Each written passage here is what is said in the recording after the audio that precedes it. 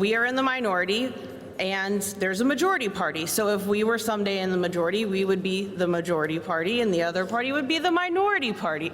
And so there's always going to be this balance. But if the votes that are taken to adopt rules are based on the number of members of one party, then the rules are passed essentially, even if others vote for it. We don't have a say in the matter.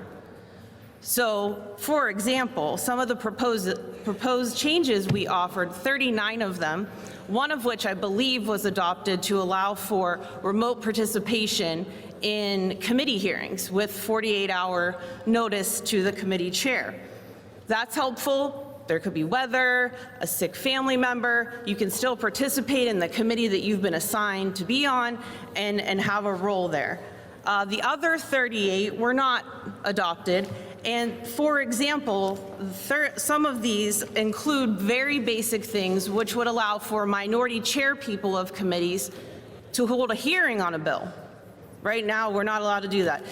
Also to allow for equal representation on our Senate committees. Right now, there's always more majority members than minority members, always.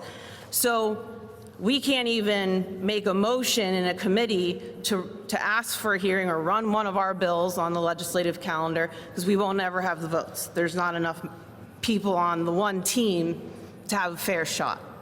So also, we have a lot of rules that require 2/3 vote for certain parts of what we vote on here instead of a majority vote, which would be, over 50%. So changing those things would allow for more fairness, and transparency has been mentioned. We do not require live streaming of the meetings that take place in the rules room off the floor, and the public can't access those meetings. You can't see them unless you're here and you come in and you sit down. So that was one of the other 39 proposed changes. So these rules are not radical, but rather would level the playing field.